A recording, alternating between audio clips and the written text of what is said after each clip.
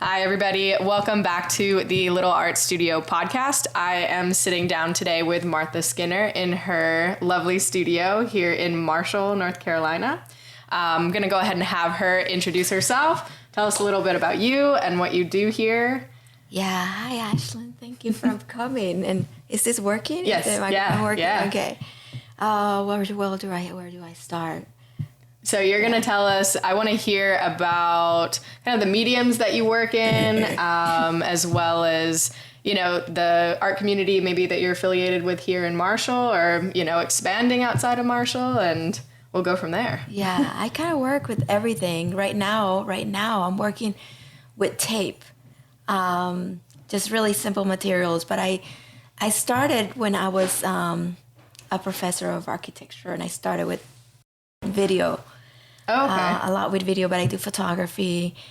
I would say that I frame all of my work under the umbrella of drawing. They're all drawings. I do installations, and I call them inhabitable drawings. And these pieces here, they're also like, it's about inhabiting that space between the glass and the frame and the photograph. A lot of them are photographs that I took in the background. And they reference life, you know, like it's this like, this thread that we move on, that we inhabit. Okay, cool. So your work is definitely more conceptual, but I like how you blend different mediums too. Like I'm looking at jewelry that you have on that you made. I'm looking at photography, installation, drawing, painting. I feel like I see other alternative mediums around the room as well, with like maybe different kinds of paint and stuff like that. So I appreciate what you're doing as far as the variety. Yeah. So you said you originally started with video, just straight. Yeah. And that was, so you're doing more like performance art, or you were the videographer? Everything. And in fact, I like that you brought up the jewelry, because lately I've been referencing, but it's been an ongoing thing, that I work in different scales. Mm-hmm. And so I'm working from the inhabitable scale to the wearable. And all of them, they're really, all of my pieces, all of my work are sketches. They're sketches for a later iteration. And so when I zoom in and out of scales, it's like I'm investigating similar things in different ways. And something that you don't see here, and I know we were talking about traveling a minute ago, is the version that is moving. They're all moving in a way. They all have to be experienced in time. It's a lot about time. Mm-hmm. But there is one piece where I take, and it's like a translucent, it's a translucent material with a line drawing on it, like one of these. And I hold it up to different landscapes and I photograph it. So that in itself, the various photographs together create this thread as well, this like collection. Yeah. Anyways, that's one example. But I also do a lot of participatory art where other people participate. And that one's about to be brought into that realm right now. Cool. I think next month. I like that. So when you use the translucency, is that something that you're doing on site, like in front of the landscape that you're photographing it with? Yeah. Okay, so it's nothing that you have like pre-drawn and then you bring it into the landscape. You're doing it as kind of like a response to what you're looking at. Both. I have some pre-drawn things, also with the tape. Mm-hmm. And I also have brought these color markers, and I go and I in there I respond. There's this dialogue. But I do work with this translucency thing again a lot, and I play with the idea of reflection, both reflections, but reflections in the idea of thinking. Concept reflection. Remembering that, thinking things through, like, both conceptually and literally. Cool. Yeah. And as far as where you've been based, have you been in North Carolina your whole life, or have you moved around? That's a good question, because I'm from Colombia, South America. Okay. And I moved. I was wondering. I was like, I don't know. I'm trying to figure out where she's from, but that's awesome. Yeah. How long did you live there? Oh, until I was 13. So I moved to the United States at a very crucial time. Transformation from childhood to adulthood and a new culture. And I do think that informs my work a lot. I have always felt like I'm in this in between. I feel like I'm in between in all senses of the word. But physically, yes. And in a way, I kind of like being in that in between. I embraced it. Yeah. And I feel really comfortable being, I want to be like in all these different places. Yeah. Moving and changing. And I focus a lot on that, on the movement and transformation. Right. So when you moved here, did you move to North Carolina first, or have you... Actually, I moved to Miami. Okay. So from Miami then to North Carolina. Yeah. That's such a wild change. No, it wasn't from Miami to North Carolina. It was Okay. from Miami to France. Oh my God. No, yeah, to France, to New York, to Michigan, to South Carolina, to North Carolina, but actually Italy was in there too, in between, and Barcelona.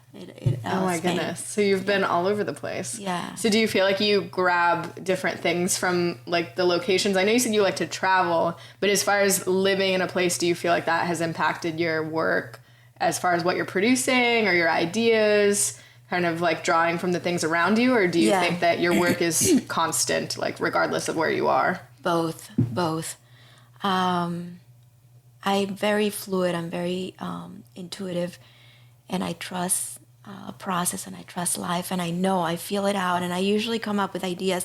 I know they're gonna come, and they always come related to whatever I am doing, whatever's going on in my life, wherever I'm at. So when I lived in Barcelona, I started this project that took on the bicycle system that had just been introduced to Barcelona, and I love being on a bike. So this was great because this was kind of like not like a bus and not like the train or not like walking. It was still part of the infrastructure of the city, but you could go really wherever you wanted with that bike. Is it like an e-bike, like an electric bike? It wasn't an electric bike. Oh, okay. That would have been ideal, but no, it wasn't. But I ended up equipping the bicycles with video cameras and GPS devices, and I did a test. It was a sketch with 7 people, and they were all different people. I kind of did a cross section of like kinds of people, like a father, a young guy, a gay guy, a student. I don't know, like just I got a cross section of the city of people, and then they went about their thing, and then this became this document where I like to reference that I was capturing. It was like a map of the city, but a kind of map where you capture both the picturesque and the kind of the sensory aspects of the city, but then also the mathematical, the like, it's like exactly locations, coordinates, and how that related to the human body. Yeah. Anyways, I'm getting a little technical. No, Yeah. it's super interesting because if you think about it, I mean, I always think the person sitting next to me at the red light, like, what has their day been like? Where have they gone? What have they done? My friend, some of my friends, we share locations on our iPhones. And one day my friend was like, I cannot even believe where you've driven in one day. Because I remember I live in Homestead, Florida. And I drove up to like West Palm Beach for a wedding, and then I drove to Key Biscayne for another wedding, and then I'm back in downtown, and she's like, I looked at your location and you're here. It's so interesting to kind of think about what other people's day-to-day looks like, and we don't really think about it too often, but it's something that is fascinating that everybody has they wake up and everyone's day is completely different from our own, or they're normal and stuff like that. Yeah. So that's super cool. The patterns. And you said, where was that again that you were doing that? Barcelona. Awesome. That's, as far as lifestyle changes, how do you feel living here now versus all of the places that you've been? Yeah, it's funny because I was going to say, for a while I was doing these documents of cities. Yeah, I love this little town. I kind of ended up over here. I ended up in Asheville because I was teaching at Clemson University, and we were coming here a lot and made a lot of friends here, and kind of came over here for hikes and things like that, and ended up deciding to commute backwards to Clemson, but it ended up being like, it was too much, and for me, it kind of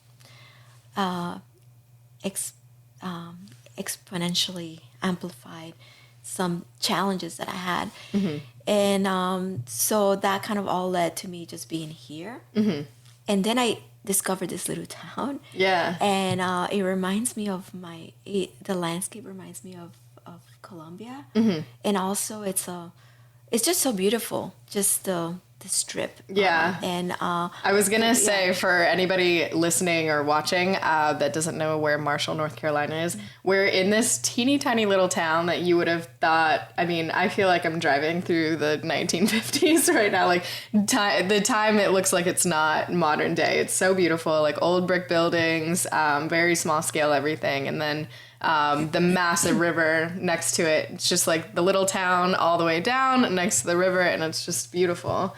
And it's winter right now, so there's no leaves on the trees, but I can't imagine what fall would be like here. It would be so pretty. I'm definitely gonna have to come back. But I want to touch on your studio space here.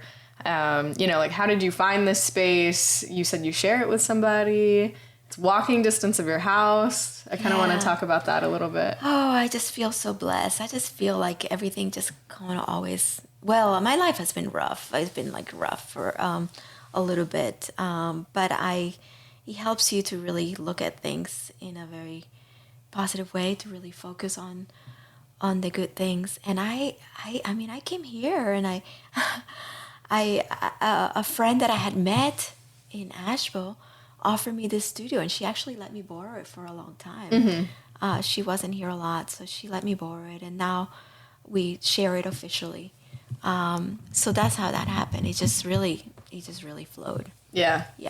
So you just found it through her, and then now you guys split it. It's interesting because to me it almost just looks like one person works here, but what does your studio mate do? We have similar approaches. She's kind of the second hand of Marshal. He's an artist that does a lot of conceptual work. He's she's got some projects going on with that. Also, she started I don't feel that comfortable talking about her work. No, yeah, but that's okay. She started an artist residency thing, and neat. But cool. She's gone a lot, so I'm actually here a lot. Like, I was gonna say, it's like that's cool. No, but that sounds like a good studio mate, someone that's not going to be around too often. It's kind of ideal. So as far as your favorite place that you've lived and created, or created in general, maybe on the go, where do you think that is? Like, what speaks to you the most geographically? That's an interesting question. I think it's funny, geographically, I think here is where I have felt the most comfortable, like in this area. And I believe there's something geologically that ties to my astrological. But I really enjoyed the work I did in Barcelona. I don't know.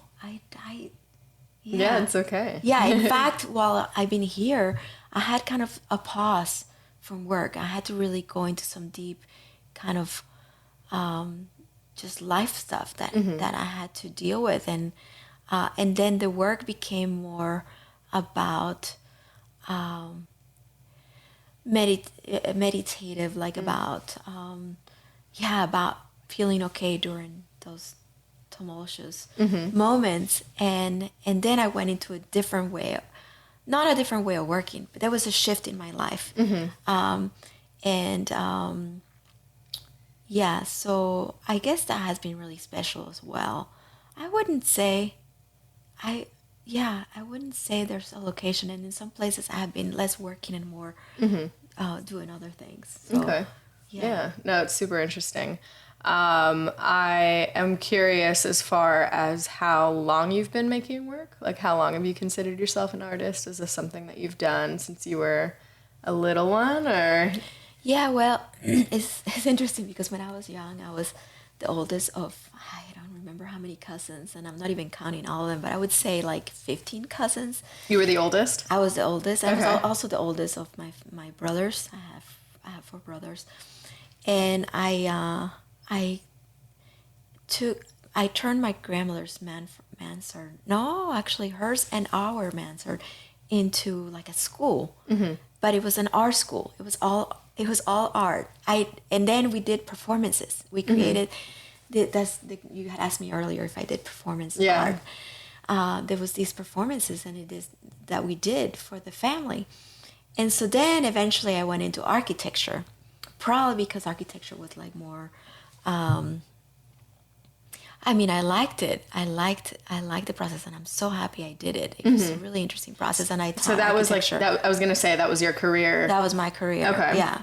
And so art was more of like a separate kind of hobby, I would say, or hobby or passion at the time. No, it was never a hobby. I was doing what I'm doing all along. Yeah. I would say that architecture, is under the umbrella of art, and so I was doing the same kind of projects but different media, different setup back when I was working with the students and with grants and things that I had through the university, and I was doing it's the same type of work that I'm doing now but different.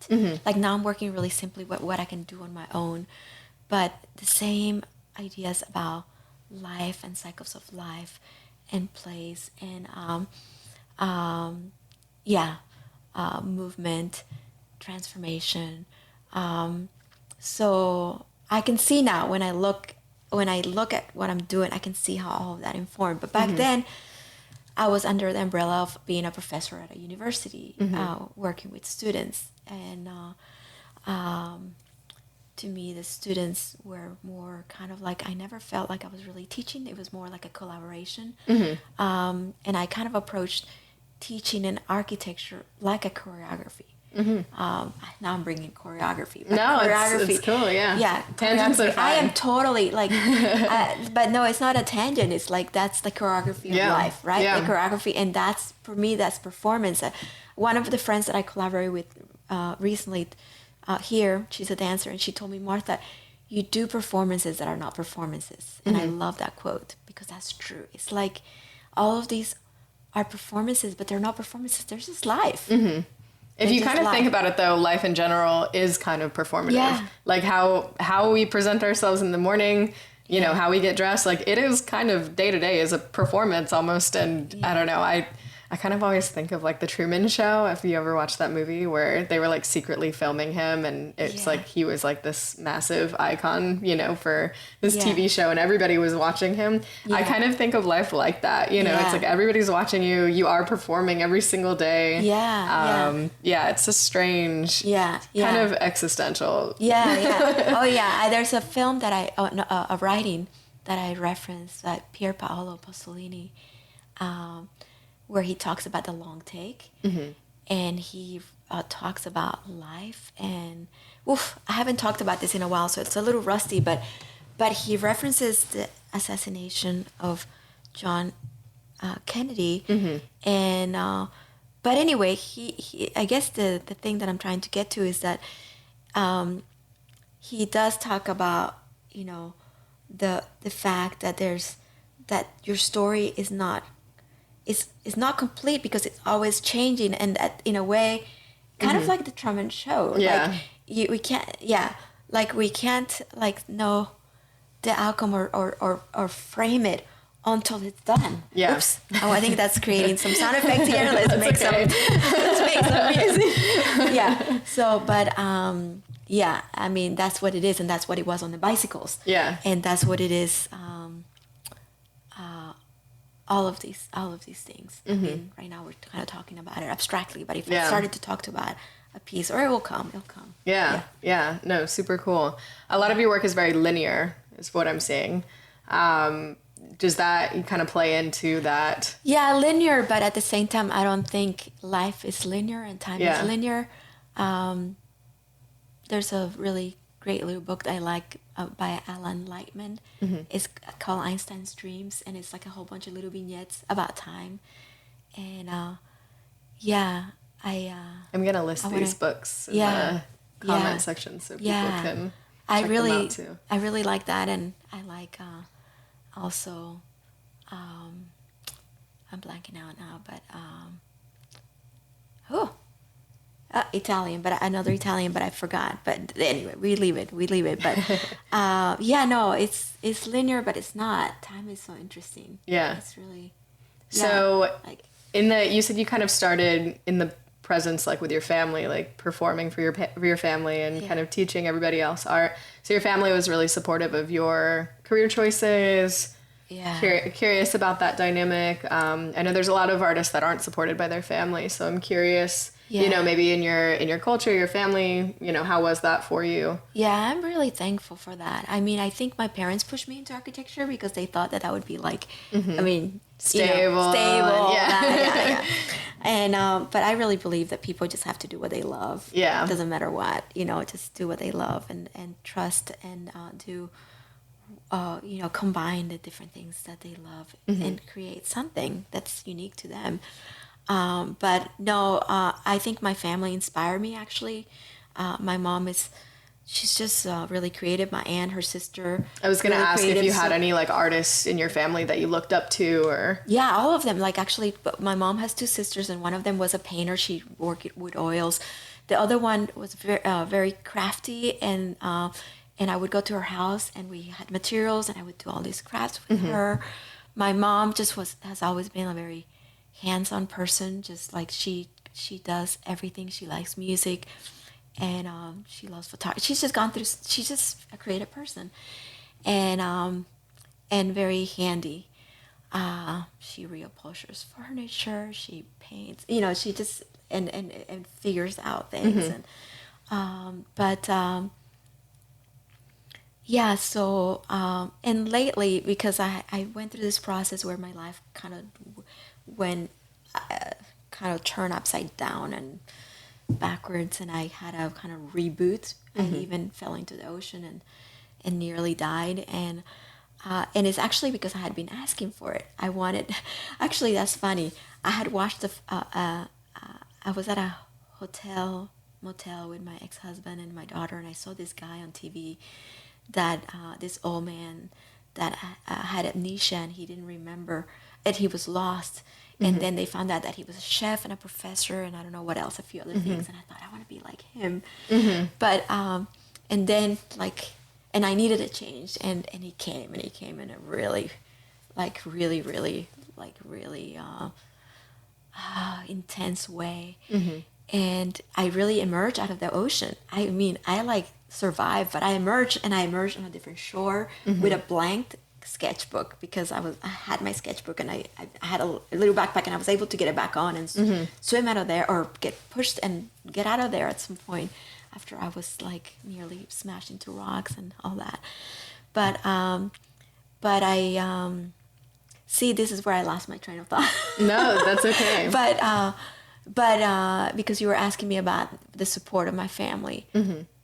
So since then, I kind of went into a time where I really focused on my daughter because she needed me a lot. And can I ask how old your daughter is? She's 24. Okay. And then is she the only child? Yeah. Okay, cool. And so then that's when, and it all coincided with also people started calling me an artist.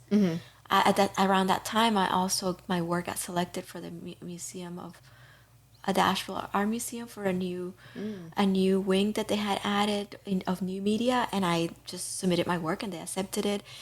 And so there was an interview and a whole opening around that, and I was being called an artist, but I couldn't accept it. But that's normal because I don't usually accept anything. I don't like being put into a box. I kind of feel like I fit a lot of boxes. Oh, not incorrect. I don't fit any box. Yeah. Or I weave in and out of realms in everything at the small scale and day to day, but also in my lifetime. So, but that's when people start. Well, I don't know. Maybe they started earlier than that. But that's when I noticed, or that's when it got written down. How long ago was that? That was 10 years ago. Okay. Yeah. Yeah. But I was and Yeah. And here you are. Yeah. So this is what you do full time. Yeah. As a career. Yeah. So you're selling pieces. Yeah. I'm just curious, like, as far as career-wise goes, how are you making your income? Like, what's the drive? And it can be 1,000 different things. Yeah. And that's understandable, but I'm just curious, like, what is your main drive? My main drive for making an income? Yeah, your main drive of income as a full-time freelancing artist. Well, I feel like I actually have been for a while living on money that I had from the sale of my marital home, and just trying to make that last as long as I could. I was like just living really simply, and I did. I actually been kind of a little bit upset that was, expiring, but at the same time I feel like, hey, you make it again. Yeah. And so I'm doing yeah, but I am on a roll with a bunch of different things. There's not one drive. Yeah. I kind of you said earlier that you get bored and you do a lot of things. Yeah. I'm not like that. I'm actually just like super excited, and I just get distracted. Yeah. And I go, but they're good distractions. Yeah. They're like distractions that feed the process. And so actually, but maybe this did have to do with money, partly. Last year I got into NFTs. Okay. But it had a little bit to do with money, but more to do with the fact that I got really excited about it. Yeah. Like, as soon as the medium just felt like it really fit my work, and it felt like there was finally a place for the kind of work that I do. Yeah. And I went, after having done kind of these pieces that were doing really well and people were buying them, and there was like a momentum going. Yeah. I switched to learning a completely different language. So really quick on that, yeah. Can I ask, so you were selling prints, were you selling them most online, or were you selling them, like, say you were doing an exhibition and you would sell them through the exhibition? Oh, I was selling them mostly through my friends and my Word of social mouth. media. Yeah, word of mouth and social media. Mostly because my life had turned into mostly being like kind of cooked up in my own world, and being out there kind of through social media. So I was selling it to my friends and my extended friends, and that's how it was happening. That's really how it was happening. But it started with an exhibition with a friend who invited me to be part of this project, and I did this thing that I would normally not do. It was different than my normal type of work, which was good. And I did it, and I came in, and somebody was like, Martha, I'm buying this, I want this. So that inspired me to do more, because it's not even about the money as much as it is about the connection. Yeah. But then the connection to also feed your practice, yeah. and to so that it can keep going. And so I did that. Oh, I guess I would say that I also had done a few little grants and things like that. Like, always figuring out something, and also trusting, because I had to trust. I had to do what I had to do, and the money always came somehow. Yeah. Or the sustaining always came somehow. That's super important. If we can focus on that. That artists understand that. And I have a friend who just quit her day job to pursue photography, and she's so nervous, and I love her, and I'm like, you got this. You're going to do good. You're going to be fine. You don't have to work the 9 to 5. Like, the money will come. And she's like, I'm just so scared, because it always came, like, you knew the date that you were getting how much money and this and that. And I'm like, it's going to be better, though, in the long run. And that's something that, even if you have dry spells or something like that, the money does always come no matter what for artists. And you just have to accept from the universe, like, you just have to accept it, and allow it to happen. Yeah. And in my opinion, it seems like that's just kind of completely the wave you got to be on. Completely. And for me, again, it came with this abrupt thing where it's like I lost my job, my marriage, everything at once. It's really what I don't want to say is what I wanted, but it was a transformation that needed to happen. And I remember when that happened, I thought, oh my gosh, I had no idea like what I could live on. Anyway, I just been trusting. There was no other way. There was no other way. I just had to trust. And I've been, I just focus on, focus on my work and on my on day to day, and always something happens. It's just like I can't even say. I know I said that there was this this like funds from the sale of a house.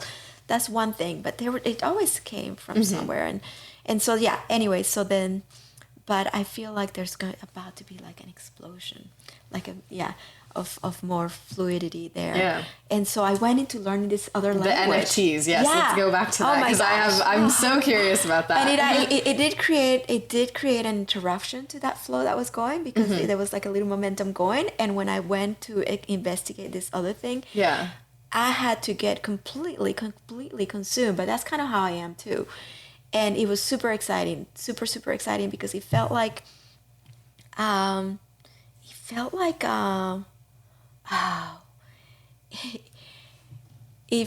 like I was back in college, back when I didn't understand what was going on, but I was so eager to learn and understand. It was really, really exciting. And also I'm kind of working with a lot of really young people, and so I felt like, just like really. Yeah, it was very invigorating in that way. Very exciting. Yeah. In that realm, is that the only type of like crypto that you've done is NFTs, or have you gotten into the other like currencies and exchanges and stuff like that, or not just a lot? NFTs? Not a lot. I mean, I did buy some currency. Oh, cool. And I usually kind of just leave all that stuff alone. I don't get consumed like tracking things. But I mostly went into the NFTs. But in the process, I did buy some crypto. Interesting. Yeah. I don't know a lot of people who've gotten deep into the NFTs, and especially not included their work as one. I kind of just want to know about that process. Like, how is that start to finish? Like, obviously your work, it has to be a digital piece, and tell me about how that is. Oh, wow. Well, it's funny, when I went in there, I saw a lot of, there's a lot of things going on. I mean, people, what I'm really inspired by is the people that are doing innovative things, where they're rethinking practices and things based on the medium. I saw that a lot of people were photographing their art and then selling that, and that wasn't as interesting for me. But it's all been interesting. I just been feeling it out, but I also jumped in and did some stuff. But I feel like I barely jumped in. More than anything, I have the ideas brewing, and I have several ideas, but I can't keep up. I don't move. It moves really fast, and I feel like there's another part of me that is like the slow part, like the. But I feel like with that realm, it's kind of good to move slow, and it's kind of good because, I mean, to me, you're ahead of the game on the NFTs if you're already doing it.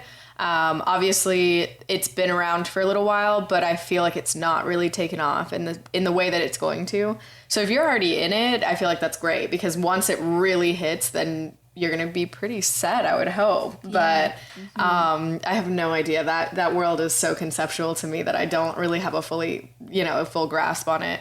I know in Miami, where I'm based, it's a huge thing in the Art Basel world right now. And, with really rich collectors and celebrities, they all are super into NFTs. And I feel like maybe it's above my head in my little traditional world that I work in. But I think it's fascinating. I'm really curious to see where that goes in the next couple of years. So. Yeah, I didn't go to Art Basel. I kind of wanted to go because, well, the other thing too is that with this NFT thing, what happened for me is that I connected with people all over the world that I had something really, like, different ones that I had something really in common with. And so I found friends, and I made some really good friends, and they're everywhere. And it's kind of like, there's a really energy there of a lot of people that are in there.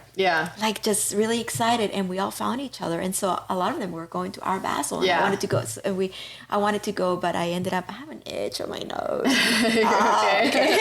And I wanted to go, but I also kind of shifted to the physical stuff here because there was going to be an opening of the studio, and I wanted to, and that was good. I shifted to the wearables and back to these to these pieces. And yeah, but what I'll say is, for instance, let me give you an example. So like about my work and maybe also how it fits into that, or it doesn't matter. NFT is just like, it doesn't matter. It's all just the work. Yeah. Right. So like, okay. So this piece right here, this is wild because I had an exhibition last year. I was part of a group show, and I exhibited these pieces, and I also did an installation there. While I was doing that work, I actually had asked the people, the curator that reached out to me. We had talked about me doing an installation, and I thought I was going to work with the windows and with the light. But as it turned out, there were two shows, and that the show that was going to be upstairs was a different one, and I was going to be downstairs with my group. And the downstairs was a basement; it didn't have windows, so I was kind of like discouraged, and it took me a while to get inspired, and I didn't know like whether I just had to pause. But eventually I was like, okay, I can do it. There was no light because I like working with light. Like, so I did an installation down in the basement, and while I was down there, I felt really disconnected from the rest of the world because I couldn't tell what was going on. And I ended up driving through a flood warning. It was super scary. Like while I was working on this thing, I mean, it was one of the scariest drives I've had when I was going home from putting the installation together. Then we had the opening, and everybody came. And then that night there was a flood in the gallery, and it wasn't a flash flood. It was something with the pipes in the building. Oh no. And so everything got dismantled, and the exhibition only lasted one day. And so and then the next day I went swimming in the river, and then I found out my dad died. So I flew to Florida and dealt with the whole thing and met my family and everything.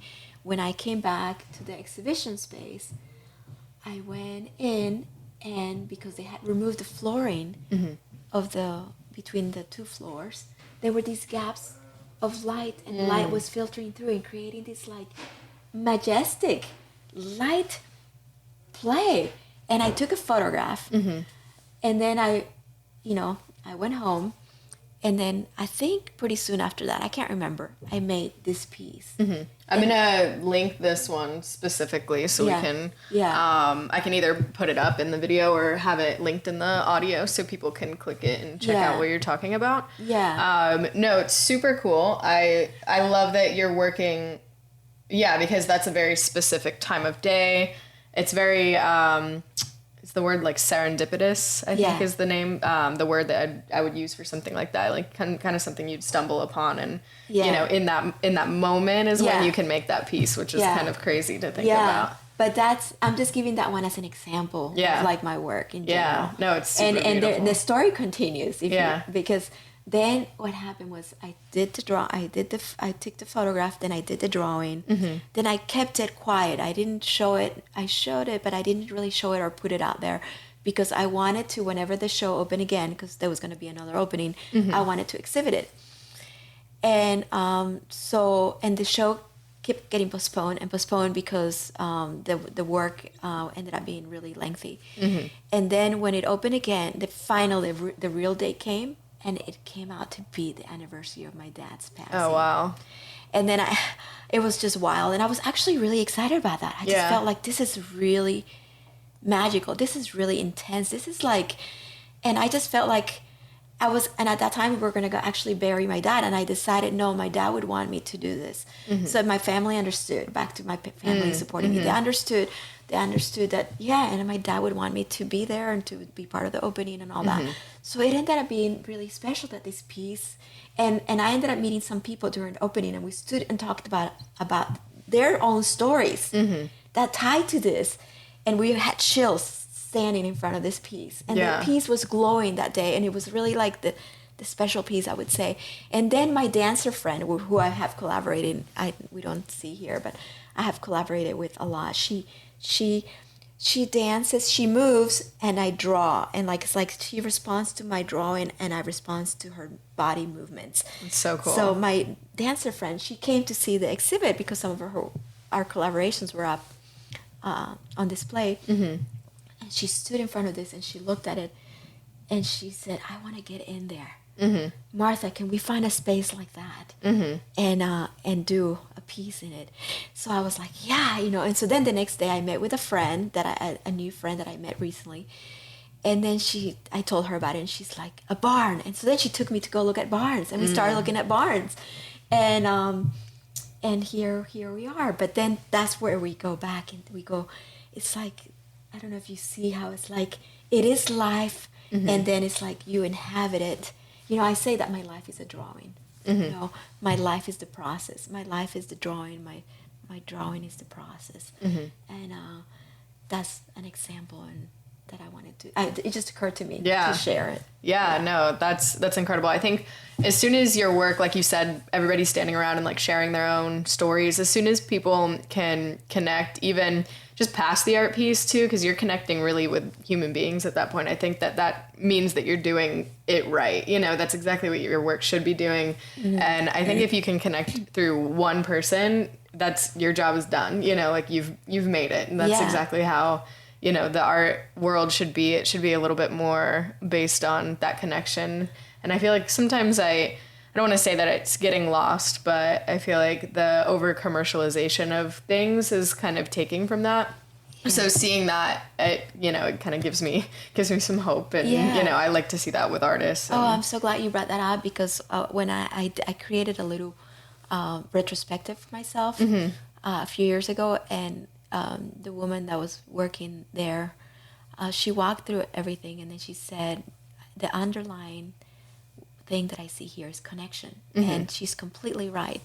That is the underlying aspect of my work. I do a lot of, I mentioned, participatory art, and that's really, really about bringing people together. But it is connection, and I'm glad you brought up the thing about commercialization too.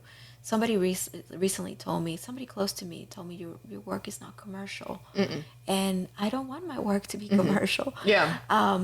So I just let it be what it is. It's completely honest. It completely is what it is. How it grows out of life. It's life, and I keep trusting that I can also, that I also sustain, with it. I actually want to mention about that. Is that okay? Yeah. That's like a really kind of personal new piece that has come out. Like, I actually ended up in this apartment with these gray skylights, and so I turned the shower into a drawing, and can we also talk about how this is made? Because I honestly was sitting here this entire time and did not notice that was a digital. Yeah, that's the idea. Yeah, so for people who are just listening, I have several of Martha's pieces sitting behind us, and you can check out the YouTube video, and I'm going to also link to this as well. But she has it framed, and I literally thought this was like a photo or just like a 2-dimensional image, but it's literally a video in a frame right now behind us, which is kind of crazy to look at. I feel like that's something so rare to see. So how did you do that? Yeah, thank you. No, and that was the idea. Like, the idea was that, and in fact, I think it's a little bit too fast. And I've done this before with other works. I did an installation through New York City, and I've had the footage playing in different speeds, and there was one speed where you actually thought you were looking at a static thing, and if you stayed there long enough, you notice it has changed. Yeah. So it's like life itself, right? Right. Yeah. Like, suddenly we notice it's changed. Yeah. Time has passed. So that's kind of, but technically, am I speaking into the microphone? You're good. Still? You're good. Yeah. You can just a little bit. Because I'm looking into that now. Yeah, I want to look at it. I know what it looks like. That's okay. I like looking at my work, and it gets me flowing. But yeah, it's okay. See, I lost my train of thought. Looking away. What was I saying? About the speed and the technicalities of making the video. Yeah. Into like the frame and everything. Well, I guess maybe I was going to talk about how it's made. That one, it's actually an iPad that I framed. Oh, Yeah. okay, cool. But that's, testing things. Yeah, There's, yeah. I mean, there's all different ways that you can do it. Right. But I really wanted to frame it like that, like Yeah. frame it with a mat and Yeah, like kind of like an old school, traditional style way to frame things, but it's an iPad playing your piece. Yeah. That's super cool. So you said you've done these in different speeds and different scales too, I'm assuming, or have you used like projections? Yeah. And in fact, that one. There's one piece. This is some of the work that I did with my students. There's one piece where it's interesting how one project leads to another, and how you can work on something with one project and you work and work and work on it, and it's kind of cumbersome and everything, and then you do another project and it comes together like magic, and it comes out really beautifully and simply. Actually, because you work through things. That's something in my mind. How long do you feel like you work on each piece, like on average? Or is it something that one might take one day and one might take a month? It's always different? The project that I can't even, like the project I was just talking about took 4 years. Oh, and then I did another one that took like a few months. And that's the one where some of the issues that I had been exploring with the 4-year one took. And I can't really say that with the time, because a lot of my projects are reoccurring. They happen. They just they happen and they happen again and again, and they repeat. It's the same thing. They're also cycles, like the time thing that we've been talking about. So it's hard to really answer that question. Yeah. They're all like, and in a way, they're all about this kind of repetition. So they happen again, and they happen in another space. So I'll give you the example of the one where this thing of the projection.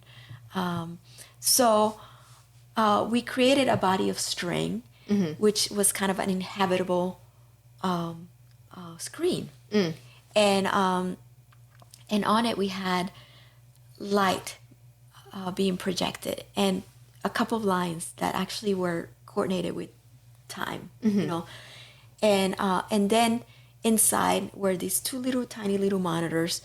This was for an exhibition in Italy, exhibition of my students' work. And so people would have to submerge. Well, they wouldn't have to. They were drawn into submerging into the space because they could see these things in there. And then I had a video camera videotaping the activity of people going into space to look at the student work, which was also explorations with video and time and space. And but then the piece is that, the footage was collected. Then the next day, the exhibition starts again, but now there's a new footage that's projected. Now the projection is the projection of the day before. Oh, okay. So now new people come in, but now those people are inhabiting the same space with the ghosted shadows of the people that were there the day before. And now the color that was there starts to fade slowly, and the lines start to fade. And then, days like that. And then eventually it got exhibited somewhere else. So then it's a projection on another place, another place. And it was really weird because it's like you're in there. It was such a playful, amazing space. It was like refractions. It was like being underwater. And when people were in there, they just like really let go of their connection again. Yeah. It's just like, and they had the most intense, beautiful conversations. They stayed in there like they were underwater. And like this couple, they went in there and like they set up the tripod to kiss themselves in there. And, that's that's all documented. And but people were also in there, and they would feel somebody moving, and it could be a real person, it could be a projected person. Oh, it's very symbolic of life too, no? Yeah. I think it's also interesting too, what you're describing for these installations. None of it is really, there's so much impermanence involved too. Yeah. Where I feel like when you frame a physical piece and you hang it on the wall, there's permanence in that, but as far as installation goes, nothing is really permanent. It can do with the light, the weather, the, movement of spaces and stuff like that. So it's really interesting how all of it is new and fresh and different every single time, no matter when you set it up, based on the reaction of the space around you. It's kind of crazy to think about. Yeah, I'm so glad you brought that up, because that's part of what I love, and that ties back into that. I just get, it's like I'm in this groove when I'm doing these pieces, installations, or like, I guess they're installations, because I do them also on the streets, and I'm kind of in this world. And it's just like a very large, inhabitable meditation, but it's like what I refer to as inhabitable drawings. And they're transforming and changing. And that's partly why I was attracted to the NFTs too, is because I felt like there is something about being able to hang on to a physical object. And I'm a nostalgic person, and I've been very nostalgic in this process of letting go of my things and my home, though, like at the same time I want to be like, like floating and well, there's also like kind of a conversation around letting go with installation pieces too, because obviously you make it in the location or, in the space that you make it in, but then it at some point comes down or it's removed or, so it's also letting go of all of everything that you just made. Now you have to take it down, I remember when I did the retrospective, in order to take it down, taking it down was a whole other art project. Yeah. And a friend of mine came and he helped me document, and that made me feel okay. Like doing this very intensive document, but it's not a documentation. The documentation itself is also an art project. Yeah. And that's what I was gonna say about the NFTs. Like I felt like that's what I was interested about is the ephemeral quality of my work, and how now in the blockchain this ephemeral work could have kind of a place where it could exist, could remain, and it could be collected. Yeah. Like, though it can still be collected like this. Yeah. But it's just you know a what I mean? different, Like conceptually, more, like, conceptual. like the idea of, that's like a certificate of authenticity. Like, right. It's like the piece is there. Yeah. And of course, the idea of having the physical object too is really wonderful. Like now here it is framed. Yeah. Too, yeah. Right? And then now also moving into these the wearable pieces too, and you're making your work into jewelry, and I see necklaces over there. I see earrings. Oh yeah. It's super cool. Are you outsourcing that or are you doing it yourself? Like, I'm doing it myself. Okay. I want to know about that. How are you doing that? Thank you. Yeah, it's like, look how small they are. It's so cute. It's really kind of my, like, my daughter inspired me. We were sharing the studio for a little while, and she was making this small little, she probably would. Anyway, she I have to be careful because of what she wants me to share or not, but she was drawing people's cats. She's really good at like, so good at seeing and seeing detail, and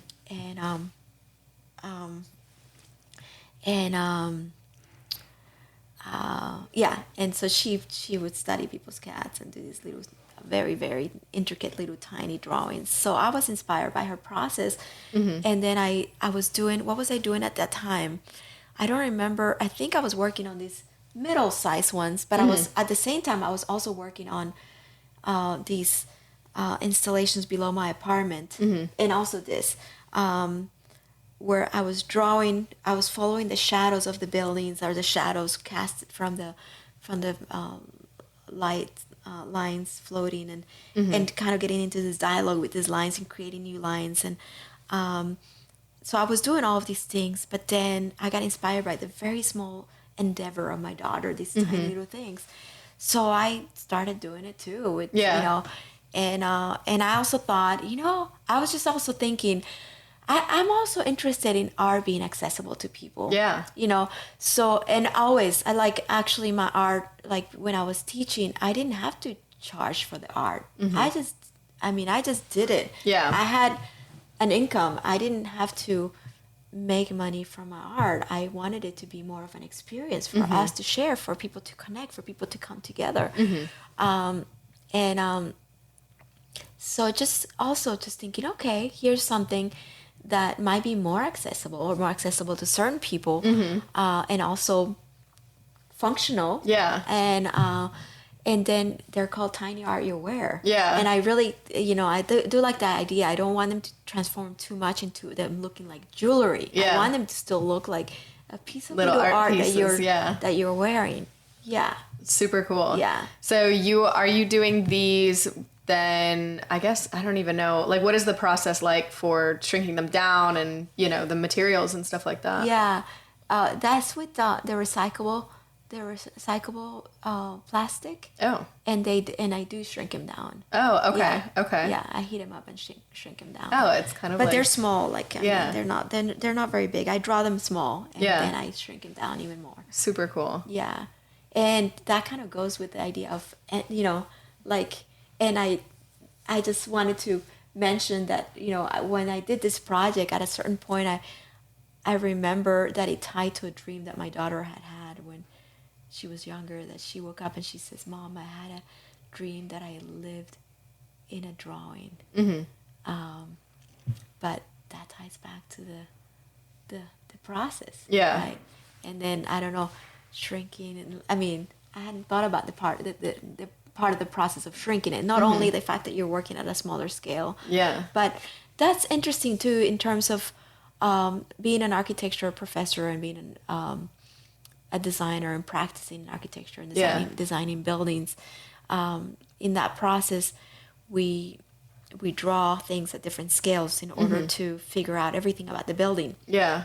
The approach to the building, how it sits in the site, also how the rain and the gutters work, and how, like, how materials are put together. I was going to say, architecture to me is so wildly left brain versus I feel like everything that you're doing here is so right brain and so, conceptual, and it's so much thinking involved, and, even theory and everything. So it's interesting to me that you are so activated, I guess, on each side of your brain. Because for me, I feel like I sway so right brain. But I guess at the end of the day, like, we all kind of have our little things that have to kind of access both, but they're just so different to me, the two genres of the work. But it's cool. But I think architecture encompasses all of those realms. Yeah, it really does. But different people, it depends on the person. Yeah. Some people will be more technical. Some people will be more conceptual. Some people won't be either of those things, or something in between. But when I went, when I was an architecture student, I had to, actually it's funny, because of structures. Structures was a little bit more challenging for me. So because of structures, I had to stay an extra semester or something, like, I can't remember. I had like a lot of time to do a lot of different other classes. So I did a lot of art classes in the art school, and I did a lot of video and film. And so then when I went into teaching, I framed my teaching through that lens, because I had the opportunity. I got a teaching fellowship. That's how I went into teaching. Well, I went into teaching different ways, but that's kind of when I started teaching at the University of Michigan. And I had the opportunity to propose a course of my own making. So that's cool. Yeah. So that's how I started this work with video. And what it was like the merging of the architectural drawing conventions with the merging of moving image. And so then I created all these exercises that were about a whole bunch of different things, but one was zoom threshold. I'm just remembering one of the titles, but basically just to kind of zoom ahead at a certain point, really, like in exploring moving image through architecture or through my own language that I knew. Then I was like, that's where these things came up, like where I would like compare, like, slow footage, like really slow, or fast when you speed up the footage. What do you see that you don't see when you slow down the footage, and where you do it? Well, even feeling too. I feel like that is a really important topic of how that can make the viewer feel too. Because when I'm watching something in slow motion, I feel like no matter what, I'm really calm. But then if I'm watching something that's like chaotically fast, it makes my heart actually race and anxious. So that's also an interesting thing to think about, the feeling that you're forcing on your viewer almost, and how they're reacting to it regardless is going to be, different per subject and different per video or per piece. But it's a weird thing to think about, that you almost have that kind of control over somebody in a way. No, it's interesting, because it's not only like what it reveals about the place that you're documenting, or about the thing that you're analyzing and exploring, but it's also how it makes somebody feel. Yeah. And then the engagement of Yeah. that, the engagement between those two things. Yeah. Yeah. It's existential. Yeah. I'm like going back and forth and I'm like, how do I even put that into words? It's insane. Yeah. Yeah, it's all existential. Yeah. It's true that actually this work is all existential. Yeah. It's I have a friend that articulates it really nice. He gets my work and he talks about the spirituality of it. And, yeah. I was going to ask you, do you like practice like yoga or meditation, or what, do you have like any spiritual connection or religion that you practice? Yeah. Oh, it's funny because last year I was so cooked up in learning this new language that I kind of didn't keep up so much with my practice. But I had times in my life when I really, really, I discovered yoga when I was pregnant. Loved it. And it was just perfect. And it was just the perfect thing for preparing me for childbirth. In every sense of the word. Yeah. Yeah, I do, but I kind of slip in and out of it, and I want to get more. Well, I guess I don't know why I'm saying that. I'm just saying that because I feel like recently I kind of slack a little bit in that. But the year before I was, in it. So. But you mostly do like yoga and kind of meditation, and that's the main. Yeah. Yeah. Okay. Yeah. Yeah, I feel like, well, for what you do, it really reflects that, you'd be into meditation and kind of higher thinking and connection. All of those things come with meditation. So I feel like every artist needs to be doing that in some way, even if it's, it doesn't have to be the serious meditation, but I feel like it's really important for everybody in the creative realm. Yeah, and in whatever way it works for you. Like for some people, walking is a meditation. Even running. Yeah, I was just talking to somebody about running too. Is great as far as getting those like endorphins in your brain going and things like that. I recently discovered sound bowl meditation.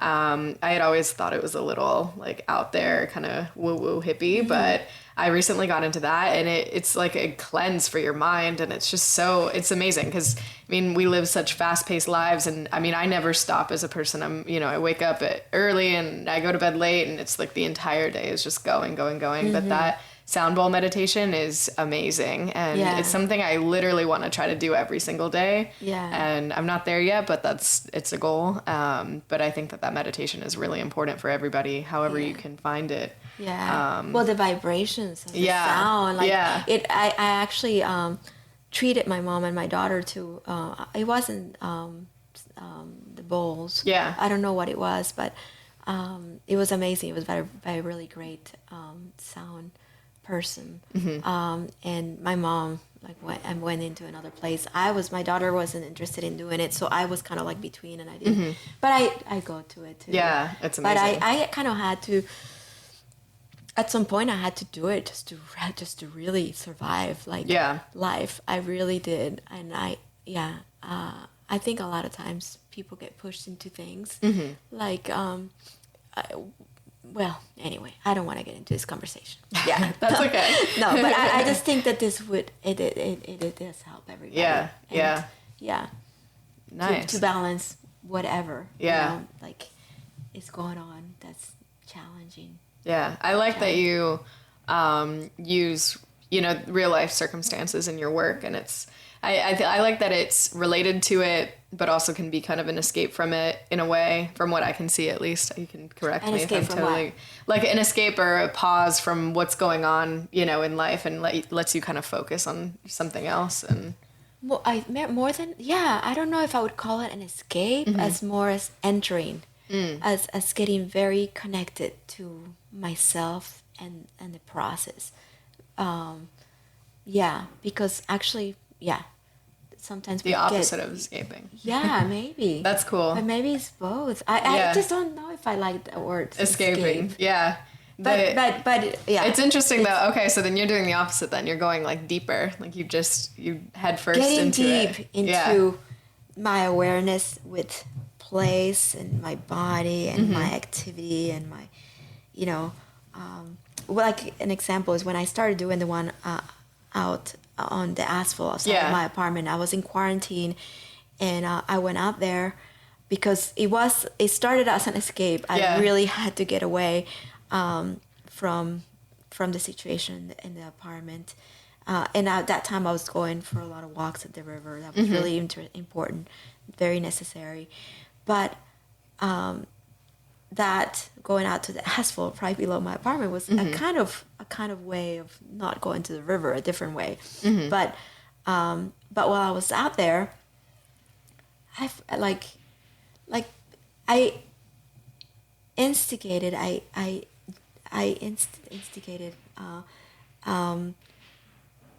activity. Like people came and were looking at what I'm doing and started, engaging. And I forgot about COVID. We were all nervous about COVID. Yeah. I was like, I forgot about it. Right. Like, yeah. Like, I guess, like, it didn't matter that somebody was, like, right up to my face and we were talking. I completely forgot about it. I did forget. Yeah. Like, what kind was of like important, a disconnection. Really. Or more of a connection. Yeah. Like, I connected to what was important. Well, disconnection from the fear. Disconnected from the fear and connected to life. Yeah. To love, to, like, I think that's super important for everybody. Yeah, no, I really, really love to see what you're doing. I keep looking at the one up there because it's like right in front of me. The one that's like, I think it's the same as your earrings or really close to it. Oh, yeah. Well, that's because good point that you brought that up. Because I go in, my work is iterative. And so like, for instance, these, yes, that's actually, you're looking at that one, but that's really, where is it? Oh! This project is a project about, it's a love greeting between women. I did these watercolors when I was processing my fertility. And that's just one of them. But then, actually that's a card that I gave to my studio mate. Yeah. But, so then, like, I photographed it and there's this postcard, but I also framed those and then put glass on them and then held that up to the light so that I could catch the light catching on it in a certain way. And then it's like, okay, then I take that and then that becomes a new image from which I can pull space. I like pulling space. And I create and I expand these volumes, and because I'm drawing, I can draw whatever I want. But really, it's like life. We can create whatever we want. Yeah. And so, like, I start, pulling lines and expanding volumes and doing these kinds of, like, things that I'm doing that you see here. And then, so that's one version. That one's in process. That one's not complete. But then, then I was doing earrings that actually look more like these. Yeah. But then I decided one day to make one completely like a miniature of one of these. And it is, you're correctly right. It's a miniature of one of these. Yeah, it's so cool. And it's a fragment of a miniature of one of these. And I'm really excited about this one. Yeah. Yeah. That's a little bit of that. Well, unless we have anything else specifically that you wanted to talk about, maybe something upcoming that you are looking forward to. It's funny. It's probably about time because the ears are starting to get really cracked. It's okay. What's coming up? What's next? I just took a break and I kind of really disconnected from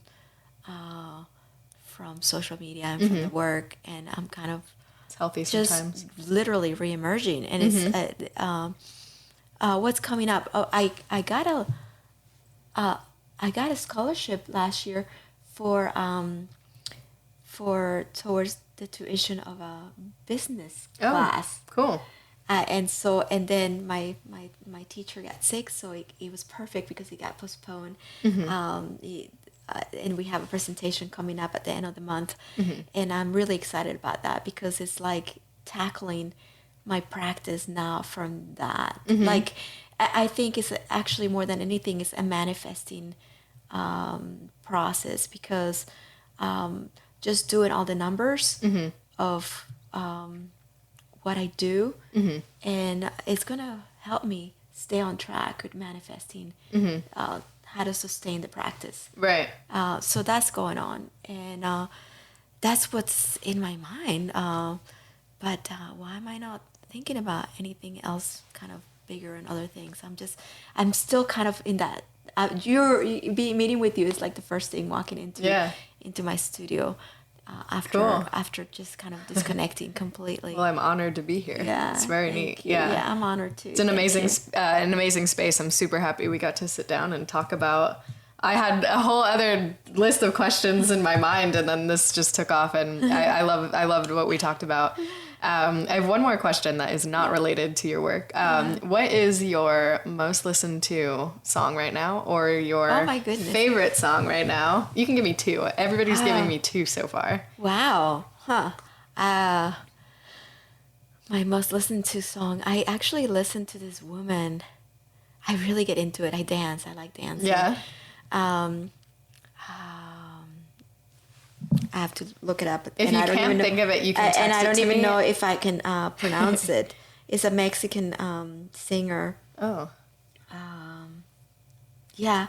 I feel bad saying that on the video because I'm probably going to like mispronounce her name. No, that's okay. Yeah. You send it to me. Send it to you. Basically what I'm doing is I'm making a little playlist of all of my artists and their either what they listen to the most or their favorite song. I've been getting two from everybody. So making like a little Spotify playlist and going to have that available for everybody listening. I think it's kind of cute to kind of get to know each other a little bit better, and listen to what everybody else likes to listen to. Oh, that's great. So it's not that it's going to get woven into the podcast. It's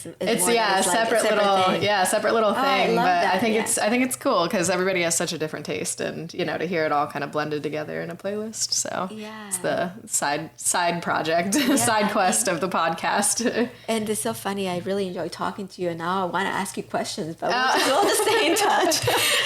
Stay in touch. Maybe next time I'm here, we'll have to do another sit down, and because I feel like we're gonna have so much to talk about. So well, thank you so much. My name is Ashlyn McKibben again. I'm the host of this show. This has been the Little Art Studio podcast with Martha Skinner. I'm going to link all of her socials, her website, maybe some specific pieces that we've discussed in the description and everything for the video and the audio. But other than that, thank you for tuning in.